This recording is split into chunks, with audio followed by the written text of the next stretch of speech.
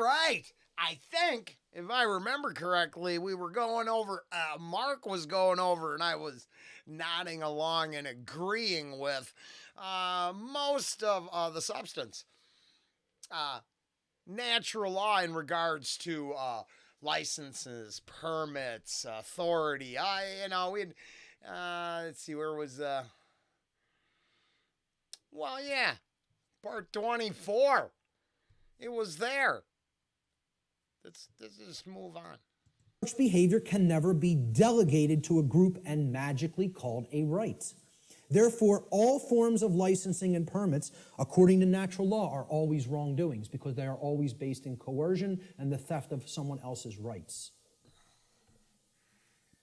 So again, that's the visualization exercise. There's 3 quick examples. You have to envision there's only 2 people. Would one person have a right to conduct that action against another? If the answer is no, the right cannot be, there's no such thing as calling it a right and delegating it to other people and telling them now you're allowed to perform that behavior. It's always a wrongdoing.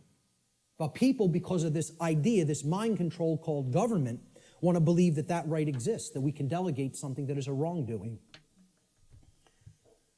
Force versus violence. We need to understand that these concepts are complete opposites of each other. They are not the same. The terms should never be used interchangeably with each other because not only are they not even remotely similar, they're direct, diametrically opposed opposites. Let's look at the difference. They're often spoken about as if they're the same and they're used interchangeably when in fact they are actually diametrically opposed to each other. Force, the definition of force, is the capacity to do work or cause physical change in the physical world. Okay? For any change to be created in the physical world in any capacity, force must be used and applied. There's nothing you can do that doesn't require force if you're going to make a change happen in the physical. Okay? So to set up this equipment, force was required. We had to lift it, we had to set it up, we had to plug in the cables. Force is required. Oh, I had to apply a little force to the background and clean it up. It was a mess. Holy shit, I'm a mess. All right, okay, that's better. It turns out I just sort of throw myself at this. Sometimes you have to use force to get something done. There was no violence, there was no coercion. I just, sat down and pushed record without applying the proper amount of care. Things are better now. As what's going on with what Mark was saying. Do all those things. It's the capacity. So to set up this equipment, force was required. We had to lift it, we had to set it up, we had to plug in the cables. Force is required to do all those things. It's the capacity to perform physical activity, physical work. Okay? Action, force is actually action which is in harmony with morality and natural law because the taking of it, the usage of it, doesn't violate rights of other people. So as soon as you're stepping over the line into coercive usage of force, that becomes violence. The initiation of force for coercive reasons, for coercive applications, becomes violence. That's what makes it violence. Force itself is not violence. As such, force is action which one always possesses the natural right to take, and this includes the defense, the physical defense of someone's person, their body, against the act of violence. Force may be applied in that situation. When you are accosted with violence, you do reserve the right to use physical force defensively against such an assault. Violence, on the other hand, and this is the key to keep in mind with violence, it is the immoral initiation of physical power to coerce, compel, or restrain unrightfully. No one has the right to ever enact violence because violence is always starting it. Initiation, that's the key word there. It's the immoral. So I got to revert back to Bill Maher. I'm not a big fan, but yeah, I watched him a long time ago, and I think he's got good takes every now and then. I like to see what they're all saying. And he was crying, bitching about the Ten Commandments and Christian morality. as dictated by the biblical teachings. And said, oh, well, this isn't on there, but coveting thy neighbor's ass. And he makes this, he thinks he's witty. But here, in the immoral initiation, it even starts sooner. By coveting something you don't deserve or have coming to you, and then taking it by, violence, coercion, that kind of stuff, right? So I thought it was funny that he does not comprehend that desiring in the mind is where all evil takes place first. The rape can't take place unless the victimizer covets the victim in some, or the act. And that's where I just was like, really? Is people, are they that ignorant? They don't understand that they create the idea first. So if you're sitting there dwelling on something creepy and weird, you might act on it. And then does the one side not understand that all of their bad behavior is born in their head first? I think it's interesting because I use the coveting, our covetous nature as I think one of our biggest problems. We can't stop desiring shit that shouldn't come to us. And then we take it. Which I'm pretty sure isn't aligned with what's going on here. But I was like, damn. He doesn't actually understand where, Bill Maher doesn't actually understand where the desires to do harm come from. He must think it's just a motor response. Oh, I see something. Oh, put my dick in it. Dud. No. They coveted the idea. They dwelled on it. They thought about it. They planned it. They created the evil path in their brain and then acted it out. It's all born from our covetous nature. Unrightful initiation. So, teachers in schools will, if there's a skirmish that happens between a couple of male students one day, they'll say, it doesn't matter who started it. All that matters is who started it. Yeah. All that matters is who started it. All that matters. And because the person. And we have come a long ways on this topic. Now has anybody noticed this out there? Marty, maybe?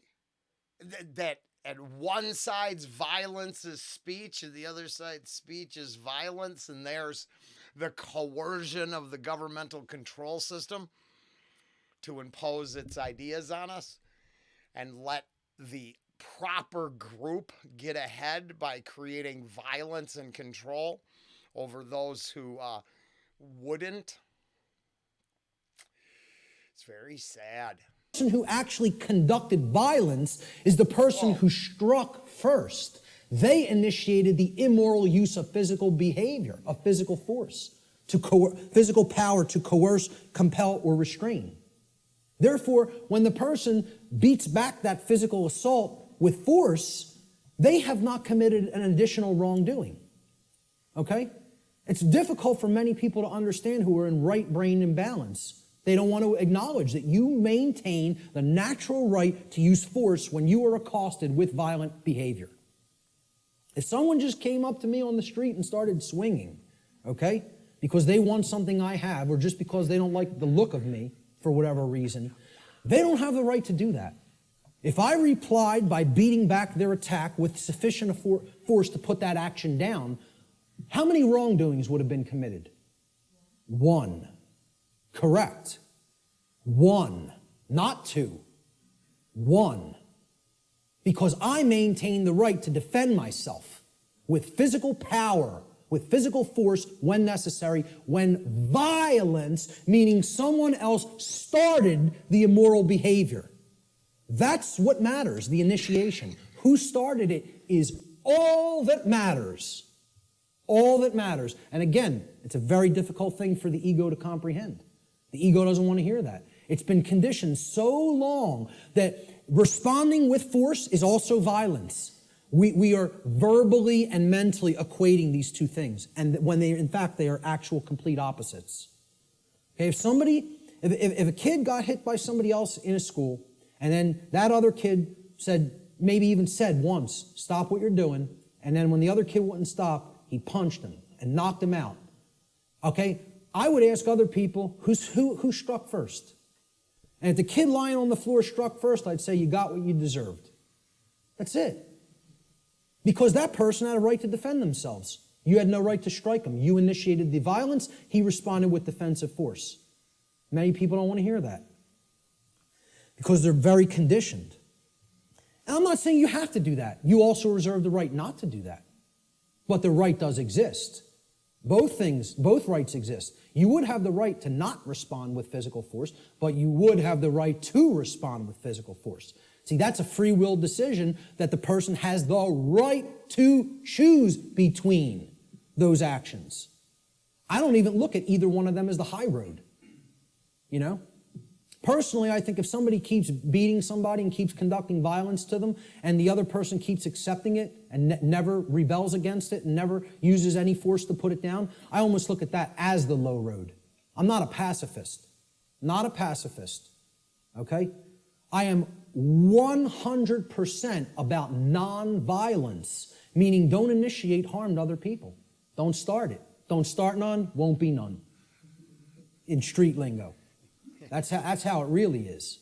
Okay? But if somebody else starts it, they're asking to be put down with the amount of physical force that is required to put down the act of aggression. Violence is coercive action. See, that's the key. It's always coercion. Saying, you're going to do what I want you to do, or then I'm going to strike. Then I'm going to commit the act of violence. It's coercive. It's action which is always in opposition to morality and natural law for the very reason that it involves the violation of others' rights. That's why it's called violence. It's a violation. The act of violation resulted in violence. Your rights have been violated. That's why it's called violence. It's the same root word. Violence is action which one never possesses the right to take, ever. There is no such thing as the right to commit violence. Doesn't exist. Because violence is the immoral initiation of physical power to compel, coerce, restrain, which no one has the right to do. No, you don't have the right, no one does have the right to initiate that type of action. Force, on the other hand, there is a time and a place to exert that force in a defensive capacity.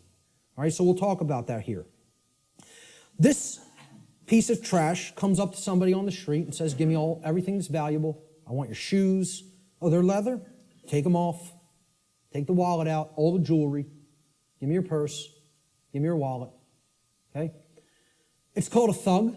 Nobody would believe he has the authority or the right to do that, and we would have the moral obligation to obey this criminal. You know, if the criminal started calling himself government, we might start believing it. Right? But let's say somebody on the street saw what was being done, took out their own 9mm and blew this guy away. How many acts of violence were committed? One. But what I understand. But again, that's somebody saying, I prefer not to see it that way. Well, again, perception and reality do not really align in many cases. They're not the same. That person is incorrectly perceiving what is. They're not seeing the truth. The argument, life versus property.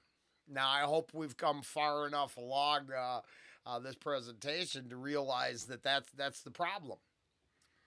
Is as soon as they covet even your property, they've basically said, nothing that I care about matters because I want something that's not mine. I want to commit an immoral act.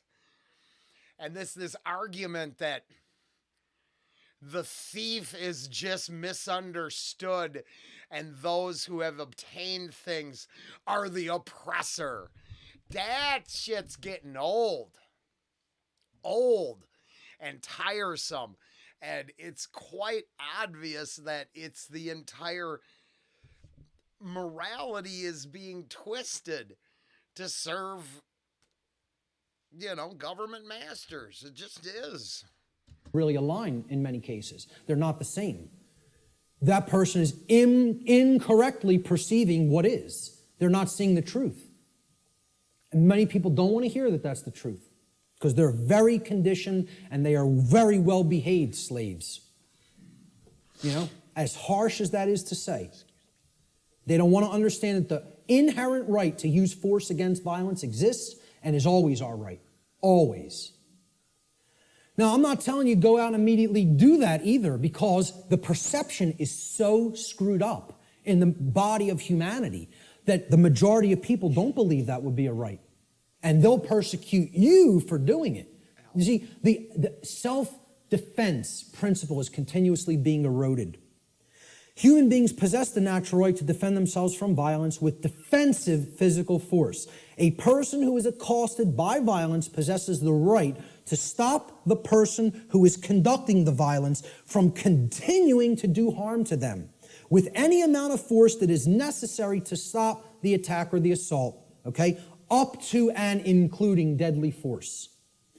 I would say, if you want to be nice about it, give the person one verbal warning to stop. Say no once. After that, it's on. That's it. And that's really my policy. Okay? That would be my policy on the street with an individual. The problem is here, the so-called authorities of the government, like you say, don't want to see it that way, and they're constantly trying to take this right away from somebody. They're constantly trying to say, no, we own the monopoly on the usage of force, and all you may do is wait and be accosted and assaulted until one of us shows up. Well, you know what that's called? It's called a big crock of bullshit, is what that's called. And it shouldn't be accepted by anyone who has any common sense. Shouldn't be accepted. I've been bringing that up, actually. You can't wait for someone to save you. There is no one being paid to save you. If they were there to save you, they'd never be on the street corner working revenue collection. You can't serve two masters. Not really there to protect and serve. They're to oppress and, oppress and destroy. And it shouldn't be accepted by anyone who has any common sense. Shouldn't be accepted by anyone. Unfortunately, again, like I said, people are very, very well conditioned. And they think that this is an example of two wrongs don't make a right. There's no two wrongs committed there. There's one wrong committed, and then there's a right that is being exercised. Big difference between exercising a right that involves the defensive use of force and committing a wrongdoing which involves the initiation of violence. And people got to get clear on this. They have to get clear on it. So the question becomes, does violence magically become a right when it's conducted by government? When they shut down people's free speech rights and assembly rights? Or when they conduct direct theft from people through what's this euphemized form of slavery called taxation? And like I said, I'm not asking you to accept or believe taxation is slavery. I'm telling you, if you don't understand that, you're wrong. I don't care what you think. I'm telling you it is that way in truth and in reality. Taxation, slavery. Shutting down of people's rights is slavery. Telling people what they may or may not put in their body is slavery. It's not my perception. That's what is. Okay? And that's what we're accepting as a people. We're accepting that. These people have no more right to do it than any other individual would. And this concept brings us to the way I try to define and explain to people what real spiritual enlightenment is. Because what the New Age community is telling you that an enlightened being looks like is equally as a big crock of bull of what people who don't understand self-defense, the self-defense principle, believe. Okay? Enlightenment is not what this New Age nonsense community is trying to tell people that it is. All right? It's not about not taking action and sitting under a tree and meditating until you're magically enlightened. Okay? Enlightenment means knowing what's going on around you. Enlightenment means knowing what's going on within you. Enlightenment means truly knowing the true objective difference between right and wrong and living that in your life on a daily basis. Enlightenment means not aggressing upon your fellow human beings, but not agreeing voluntarily to be aggressed upon by them either. Okay? There's two pillars, Yeah, it's the order followers again. Just got to reiterate. Our biggest problem is order followers. And that's citizens. My dad's one of them. I put it right out there. Is righteous. It's righteous to do what I'm told. Now that he's older and living on a fixed income, he realizes that the requirements for existence keep going up, but the benefits from existence dwindle quickly. And yeah, because you worked for benefits and privileges, never work to protect your rights. And it's sad to see it in application as people wake up to those ideas. Like my dad being one of them. It is. Dynamics that go hand in hand with real enlightenment. I call this the two pillars of enlightenment. Okay, so here they are. The first pillar is the sacred feminine principle. This has been called the non-aggression principle. All right? It is the simple law of don't engage in violence. Or, quite simply put, don't steal. Don't steal. We talked about that. That's what all spiritual law can be boiled down to. Don't steal from other people. Don't take what isn't yours. Don't take life that isn't yours. Don't take property that isn't yours. Don't take rights that aren't yours. They're the property of others. Respect their ownership. Okay? Most people can grasp this pretty readily. Okay? And even in the New Age movement, they grasp this. In other words, don't immorally initiate non-rightful use of physical power to coerce, constrain, or compel the rightful physical behavior or free will choice of another sentient being. Now, I find it funny or upsetting that we are using cultural distinctions to push against this right, this law, this idea, this... And I think one of the things that would have to be fairly represented here is that a lot of these ideas are within a Western framework. That some of these same principles do not fly everywhere. And that life is not as precious as some parts of the world. And I mean, that's not to be hateful. I think it's actually observable. So it's going to be problematic when the discussion has to be had. Because you can't just keep rolling over for other people to... Yeah, you can personally if you're steeped in guilt or something. But as a society, that idea is just not going to fly. And I'm as frustrated with the guilt-ridden losers as I am with the usurpers of power. And it turns out there are losers in the big picture.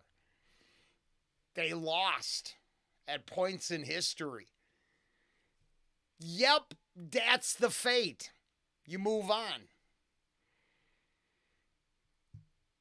But this idea that you get to engage in aggression and violence to make up for sins of the father? The rightful physical behavior or free will choice of another sentient being. Respect other people's free will, their rights, their property, their life, period. Real simple. It's the golden rule. Don't do things to other people that you don't want done to you.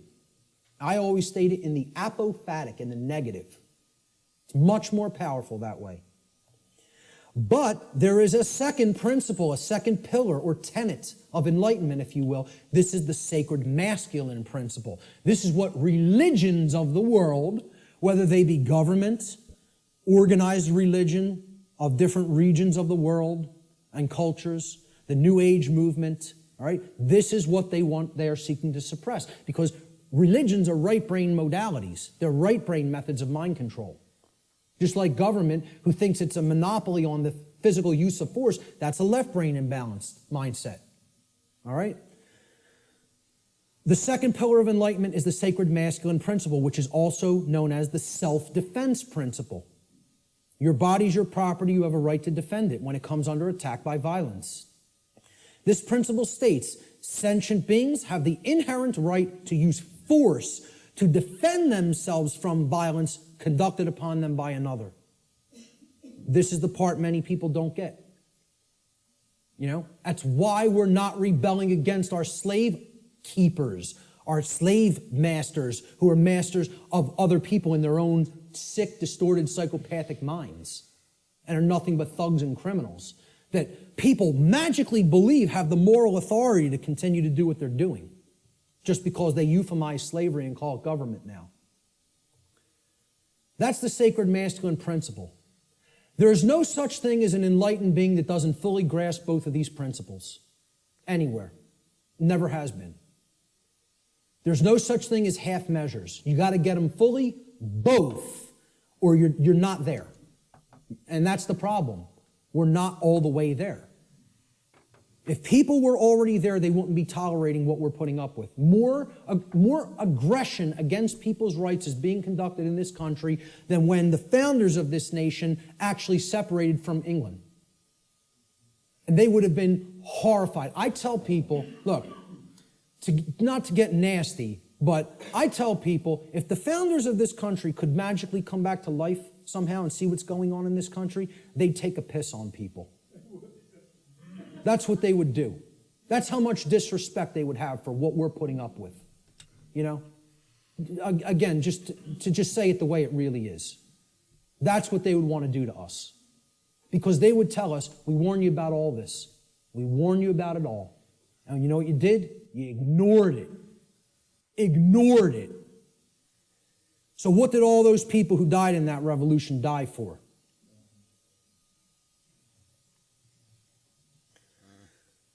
We have to understand true ownership. Real, deeply. Not peripherally. Super deeply. We got to know what we own and what we don't own. We have to understand, why is this our current condition? That's the question we asked at the beginning. And here's the reason.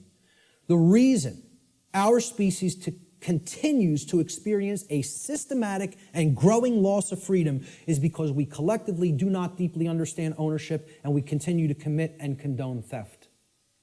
This is a prison for thieves. That's what Earth is. It's a prison for people that don't want to respect ownership. They want to take things that aren't theirs. And that's what we're here to learn. We're here to learn that there's only one natural law. Stop stealing from other people. Stop taking things that you don't own. Stop condoning theft of things that other people don't own. Don't condone that activity, that behavior either. So what is ownership? What's the definition? What does it entail? To own a thing means that regarding that thing, an individual maintains three basic things regarding it. The first is rightful possession. It means you acquired it without doing harm to somebody else. So you rightfully own it, lawfully own it. Okay? You're in possession of it. You have it in your possession. It is yours. The second thing is you control its usage. Okay? So your house, you control its usage. Your car, you control its usage. Your clothes, you control their usage. My computer is mine. I control its usage. I'm using it. Okay? Wrong button. That one slipped away from him. He didn't realize it, but it did. You control its usage. Your car, you control its usage. Your clothes, you control their usage. My computer is mine. I control its usage. I'm using it. I don't know. Okay? I don't know. Control of the usage of something means that you own it. And most of all, maintaining personal responsibility for that possession is the third aspect of ownership. So to own something means I'm in lawful, rightful possession of it. I control the usage of that thing, and I maintain personal responsibility for it. All right? And this is what we have to understand. Natural law can be essentially reduced to one single spiritual law. I gave you the working definition, the soundbite definition before. Here's the super simplified two-word concrescence of all of this information. Natural law gets boiled down to two words. Don't steal. That's it. You want the... I didn't. Who knew it was going to come down to that simple statement? The entire world convinced that esoteric, occulted knowledge is some scary place to venture. 25 parts, hours of our life boiled down to one simple thing. Don't take shit that's not yours. Now, I played on both sides of that rule. And I admit that, yeah, I'm a happier person now that I respect the boundaries of ownership. But, yeah, it is easy to take the other path and think that it's easy just to take. And unfortunately, I was just talking to a manager at the gas station today, reflecting upon how hard it is to get help and people to do what they're supposed to. It's like, facetiously, I'm sure, but why do the right thing? Now, I think the easy answer is because you don't want to be a Luciferian, but plenty of individuals are being pushed into the corner because it appears that stealing is exactly what the system wants to do. Rob you nonstop. Yeah. Just, it's funny that it comes down to something so simple. Key out of the prison, you got to understand property. You got to understand all rights are property rights. Stop taking the property of other beings. Stop condoning the taking of the property of other beings. The end. You know, I should just get up here and say, don't steal, the end, everybody go home. Yeah. Should be that simple. That's the key, folks. That's the key to the prison door. And what we're really talking about here is common sense. That's what conscience is. People don't think of conscience as common sense. You know, they don't think of conscience as knowledge. Conscience is knowledge. It's not action, it's not behavior. It's knowledge. Again, knowledge is the way out of this. Okay? And this is the knowledge that has to be developed. Conscience comes from the Latin prefix con, meaning together, and the Latin verb sciere, meaning to know or to understand. You put them together, to know together, to understand together. Conscience is common sense. Common sense knowing. Common sense knowledge. Literally. From the etymological breakdown of the word. Con, together, science, to know. That's why the problem is people don't have common sense.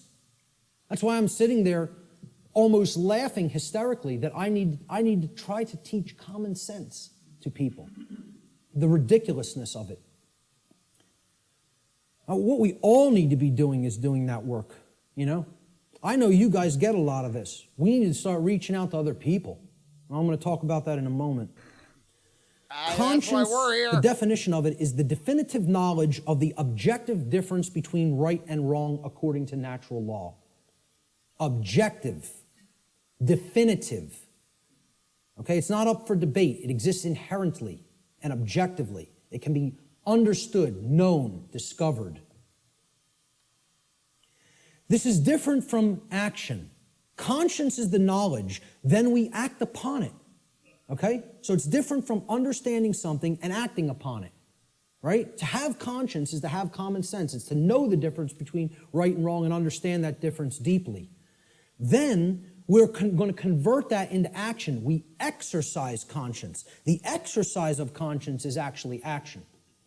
The exercise of conscience is the free will choice of right action over wrong action once the definitive knowledge of the objective difference between right and wrong according to natural law has been acquired and integrated into the being. We acquire that knowledge first, understand it, then we act in either accordance with it or disharmony with it.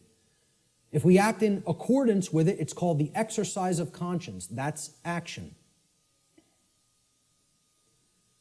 The law of freedom. This is one of the basic laws within the body of natural law. It's real simple. The law of freedom states that freedom and morality are directly proportional. It's a mathematical equation that works 100% of the time flawlessly.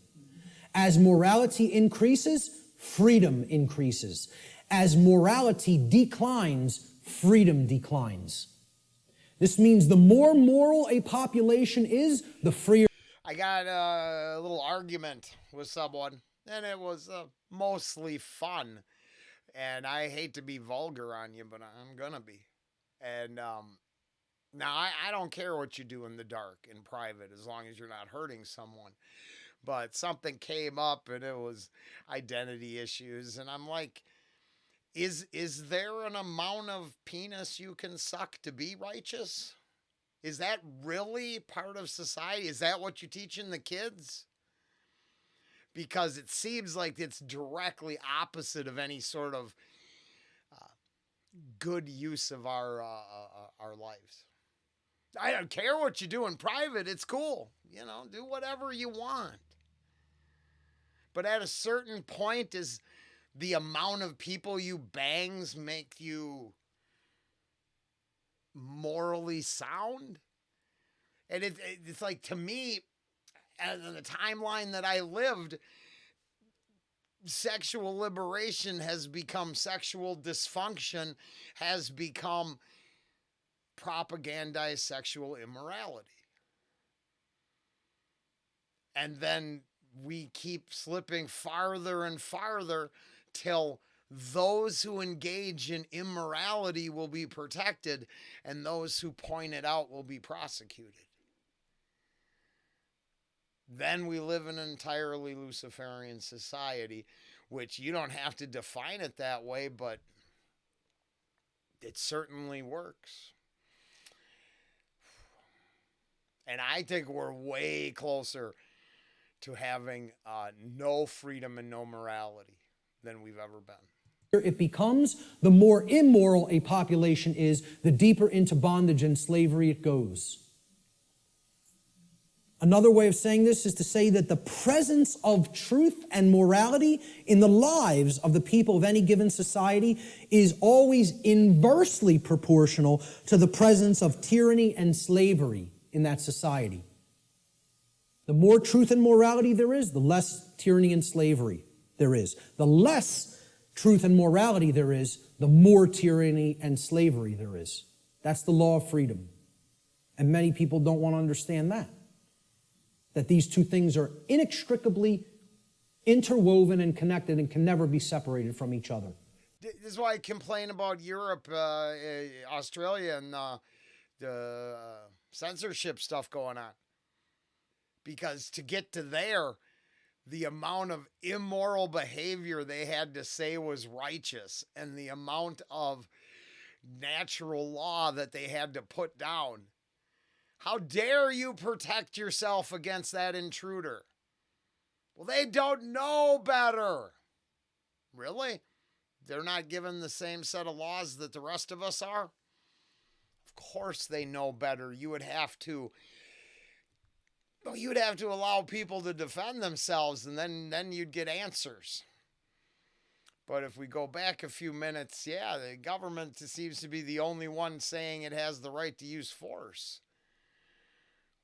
Well, then we're really in real time watching this shit play out, and the bad guys are winning. Immorality is winning. Control, tyranny is winning in the form of censorship and digital slavery. the presence of truth and morality in a society, and the presence of freedom or its lack in a society. True freedom can never exist in a society that embraces moral relativism, which is the idea that there is no inherent and objective difference between right and wrong. Better go back. I'll try to shut my pie hole. Obviously, this is a created strong rhetoric for me. I believe I harp on the moral relativism quite a bit on the channel.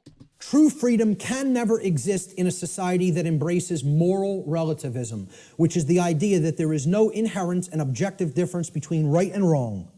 So that humanity may just arbitrarily create or decide right and wrong for themselves. That's the ideology called moral relativism. As I've said before, it is the second tenet of the satanic religion. And it is deeply entrenched in this country and in the world. In our polls that we conducted, the psychological little tabulations that we did, asking several people questions, 2/3 of people were moral relativists. 66%. Yeah. Think about that. 2 out of 3 people believe there's no such thing as an objective difference between right and wrong and feel these are just constructs that exist by human beings and we get to make up what's right and what's wrong. 2/3 of people. That's where we're at. See, it's sad. I use it all the time because I use the two people exist argument. And then because first I start with I trick them. I admit. I'm like, well, taking care of number one, that's the way to go. And then as soon as they agree, I go, well, if there's only 2 of us on an island, that's implying that I'm scared the water supply is going to run out. I get to put you down to save me. Does that fly? And you know what I mean? It's so easy to understand where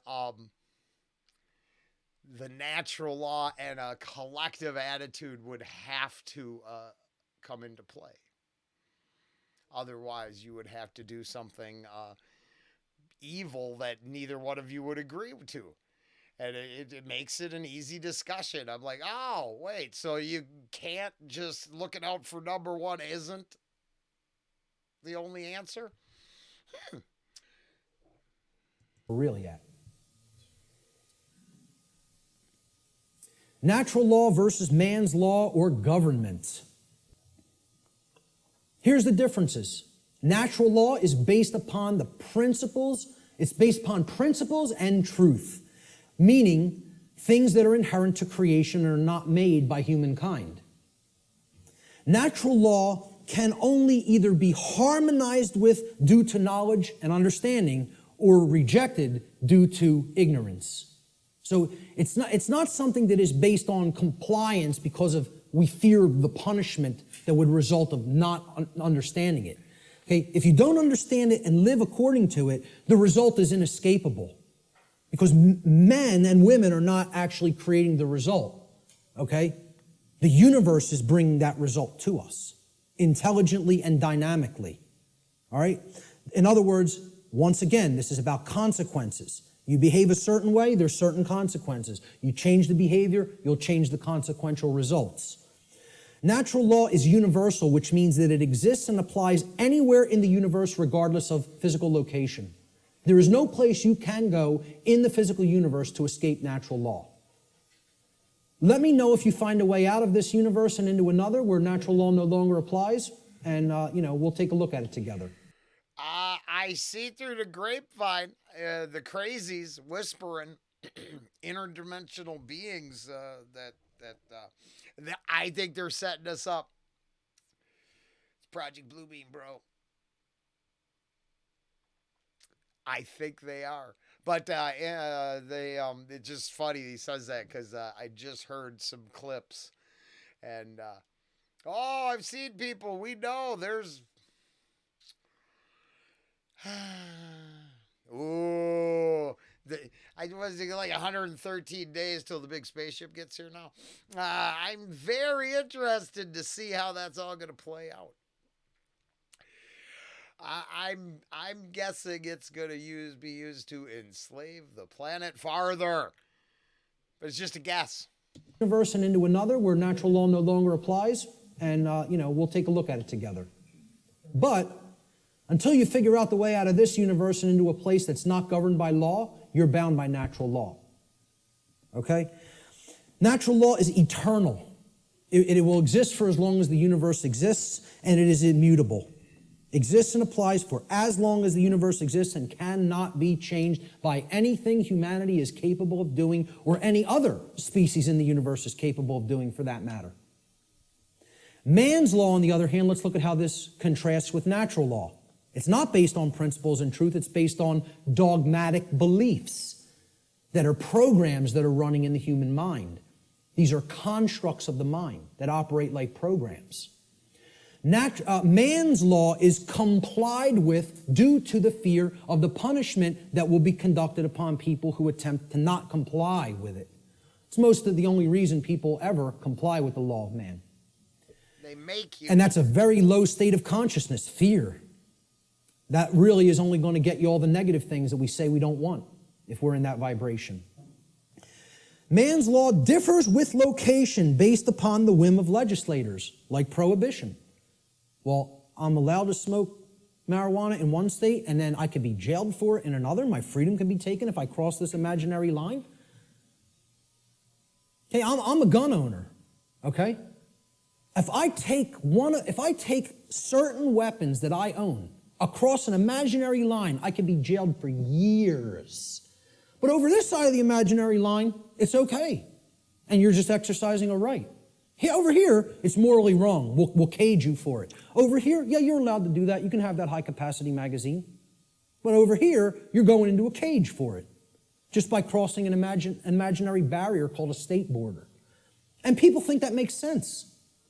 They think the moral relativism of... Now, and I keep trying to figure this out for myself, and I realize that boundaries and borders, they do exist for the social contract, not for the morality of the issues, for the collective... I don't want to go with consciousness because it appears you should know better, but the collective state of fear that a group of people will live under creates the social contract that has boundaries. So the boundaries are going to exist whether we like them or not. It's how could we balance the morality of it all with the needs of the citizens to be able to function and get along with each other. Because I, as always, truly don't believe that we could live in a state of anarchy because of our immoral behavior. The abusers and takers will win out. So many people aren't even willing to defend themselves. So it's tough. But I get what's being said. Boundaries I also get, unfortunately, because it's at the two people discussion. So you'd have to come to agreements, the two of you, to certainly, let's say, share the prime resources around the two people's existence. Compromises, social contracts will be made.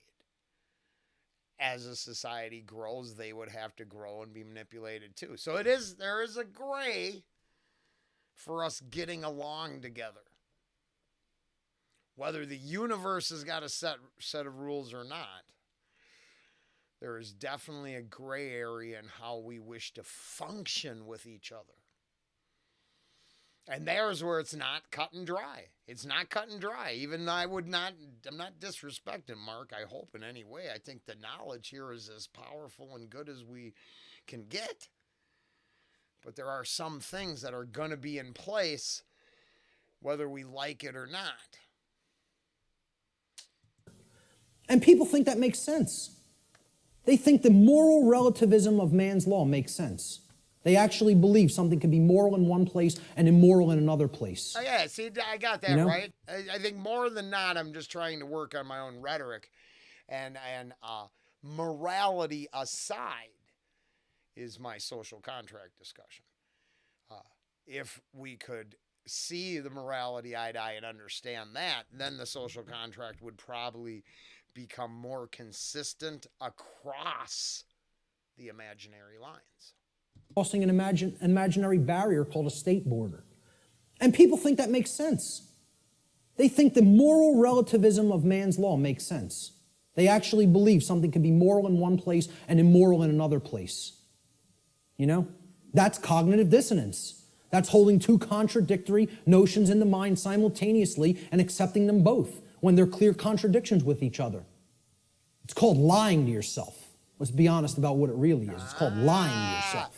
See, I don't want to lie to myself. I want to understand why the need for social control mechanisms has to exist, but how embracing morality would fix those social control mechanisms.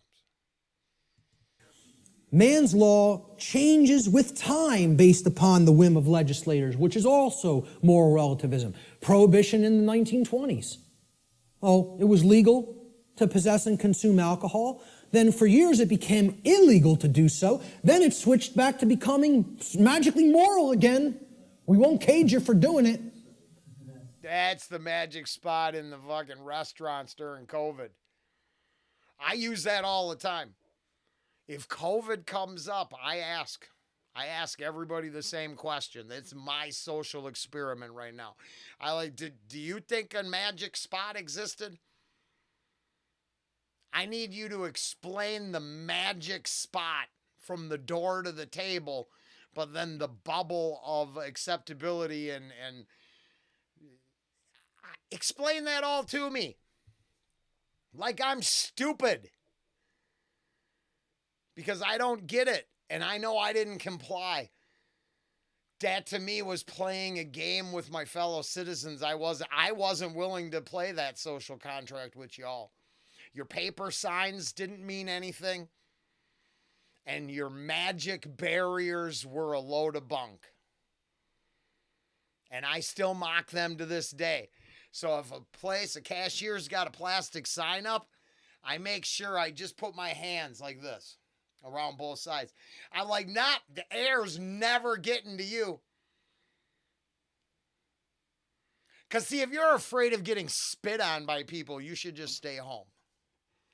Sorry, stop going out. I'm just saying, it's not going to happen. You can't even see it half the time. It's invisible, but it's going on. You'd have to live in your state of fear alone. Because when we impose that state of fear from the weakest people to the every person, boy, did we look like fucking idiots. There. The fact that people want to just pretend it didn't happen makes me crazy. Like, it's too fresh. You complied too hard. Why aren't you? Where are the consequences for those who complied too hard? Oh, it turns out it was death through vaccination injury. God damn, I didn't want that to be true, but it turned out to be true. But we were crazy. Saying, hey, maybe just line up at the end. Maybe going first isn't a good choice. They're going to use force, so just go at the end of the line. Well, they couldn't even they got 3/4 through the line and found out they were failing. But everyone just went with it. Yeah, I hate the moral relativism of today's society. I hate Big Daddy government. Well, it changes over time based on our preferences and likes and dislikes. Yeah, we get to make up what law is, what right and wrong are. It's called moral relativism. All right? And it's one of the tenets of Satanism. So what does this mean for the law of man? That will work. Hey, there should be indictments for a bunch of those individuals there. Especially that one guy's wife, but I digress. Mark Passio's Natural Law Seminar. We're on part 3 of 3, 1 hour in. So hey, we only had 2 more hours to go. I mean, maybe 4 more. Yeah, get up above 30 parts. I hope, uh, even though sometimes it takes a little longer to absorb it all because I'm interrupting it all the time, or you have real life issues dragging you down, the knowledge is well worth re-upping on. So I can't believe there's a single piece of data in here that's been detrimental. Uh, Debatable. You can apply it because it exists. It doesn't force itself on you. It just is. But the data's been pretty good, and maybe passing along to someone else is the key. All crime is theft. Seems like an easy place to start. Try to help someone understand that. Just the way Mark broke it down, the loss of, to steal your life, to steal your freedom, to steal an independence, to steal a security. We have the ability to steal the intangibles from each other.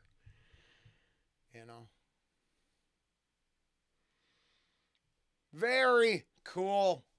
We will be back with what does this mean for man's law? It's a load of crap, but I'm just guessing. Spoiler alert. Later.